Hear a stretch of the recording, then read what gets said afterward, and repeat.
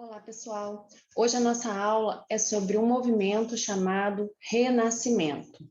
Vocês estão vendo aí a gravura, né, de um homem bem na capa do slide, porque vocês vão ver que no Renascimento o homem ele se tornou um grande evidenciador, ou seja, as atenções voltaram-se para a figura humana. Nós vamos ver isso nesta aula. O renascimento cultural e científico foi um movimento que ocorreu na Europa durante a transição entre as idades média e moderna e representou as aspirações da burguesia.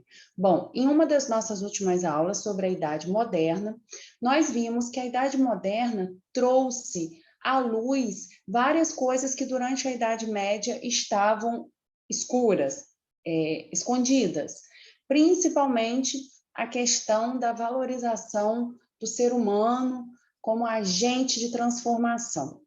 Vamos entender isso. Quando nós estudamos o início da Idade Moderna, nós vimos que as cidades cresceram, o comércio surgiu, né? E com isso surgiu uma nova classe social, que é a burguesia. Nesse contexto cultural, surge o movimento chamado Renascimento. Bom, o Renascimento ele vem trazendo uma nova mentalidade, onde ele coloca o homem no centro do universo. Como isso? Vamos entender.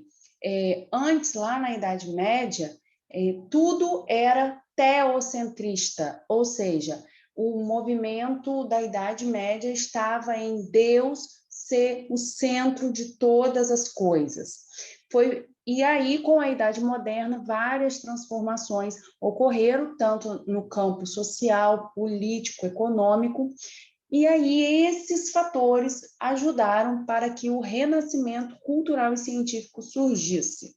Bom, fatores. A expansão marítima e o renascimento comercial, como eu falei, né, o comércio ressurgiu, influência da civilização bizantina, a retomada dos estudos das civilizações clássicas greco-romanas, graças à preservação pelos mosteiros medievais.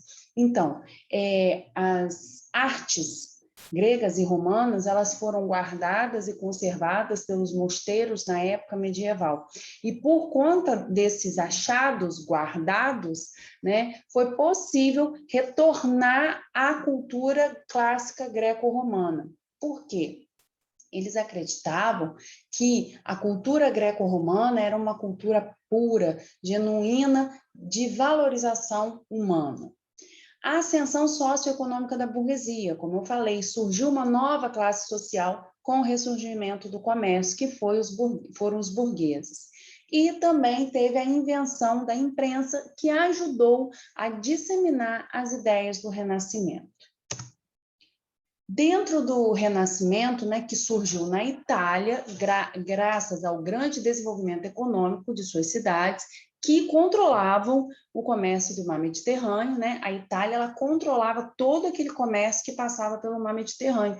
Então, isso favoreceu, né, a Itália ser o berço do Renascimento. Bom, e dentro do Renascimento surge o elemento principal, que é o humanismo. O que seria o humanismo? O elemento principal do Renascimento, onde fala sobre a valorização do homem. O homem como a grande obra de Deus, centro do universo. Então, eles tiram Deus como centro do universo, que na Idade Média tudo se remetia a Deus, inclusive as artes, né? A pintura, a escultura, era tudo voltado à arte sacra, a tudo aquilo que vinha de Deus, ligado a Deus, e aí eles passam a colocar o homem como a grande obra de Deus. Então, se o homem é a grande obra de Deus, ele é o centro do universo. E eles trocam de teocentrismo para antropocentrismo. Vale ressaltar que eles não deixaram de acreditar em Deus, vale ressaltar que eles não negaram a Deus os valores cristãos e a fé. Não, eles defendiam apenas o antropocentrismo, o homem como a grande obra de Deus. Tanto que, se eles falam que é a grande obra de Deus, eles não estão negando a existência de Deus, Muito cuidado com isso, que muitas pessoas, quando falam do humanismo, tendem a entender que os humanistas eram ateístas, ou seja, não acreditavam em Deus. E isso é mentira. O humanismo ele só tira a centralidade da obra-prima, da obra artística, cultural, da ideia central de Deus para o homem. Então, nós vamos ver agora obras artísticas mais focadas em figuras humanas, e não em santos, em igrejas, né? E vocês podem observar que as figuras, as pinturas, os desenhos, eles retratam mais a fisionomia humana. Na folha que eu dei para vocês, tem aí a figura de duas mulheres, mães segurando uma criança, né? Uma feita na Idade Média, que vocês veem que são traços assim mais tristes, mais escuros, cores mais escuras. E no quadro onde foi pintado uma mãe segurando seu filho, na Idade Moderna, com o Renascimento, vocês podem observar os traços femininos, os seios avantajados, né, a pele mais viçosa, ou seja, a arte, ela retrata toda aquela beleza humana, músculo e tudo isso.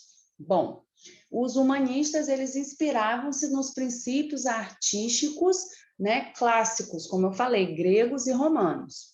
E se vocês observarem também, as obras gregas e romanas retratavam muito os homens, os deuses gregos, né, eram esculpidos nus, tudo para quê? Para realçar a musculatura, realçar a fisionomia, bem realista, né? Isso lá na Grécia Antiga, que retorna agora com o humanismo, elemento do Renascimento.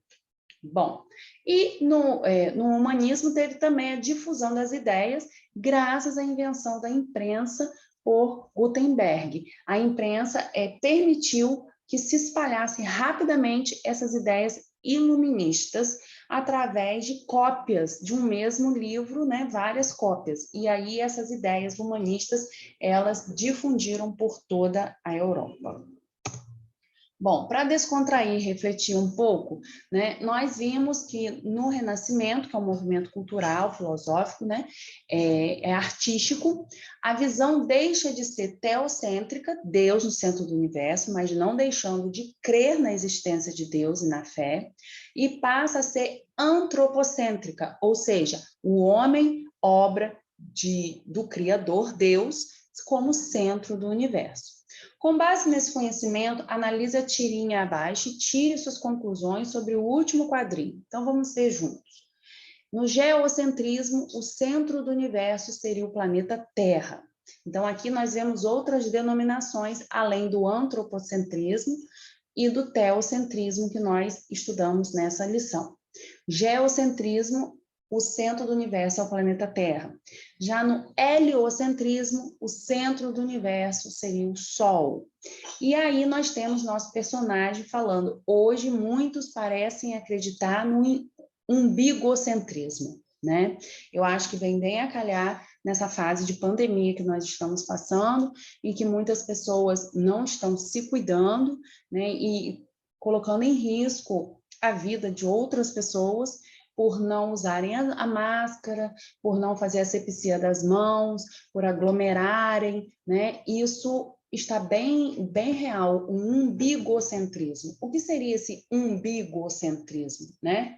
É colocar o eu no centro do universo e o resto que se dane, né? Então, assim, que nós possamos refletir que nós vivemos numa sociedade, nós precisamos uns dos outros, nós somos, sim, obra-prima de Deus, nós estamos no antropocentrismo, onde o homem, tudo visa para o homem, consumo, obra, literatura, né?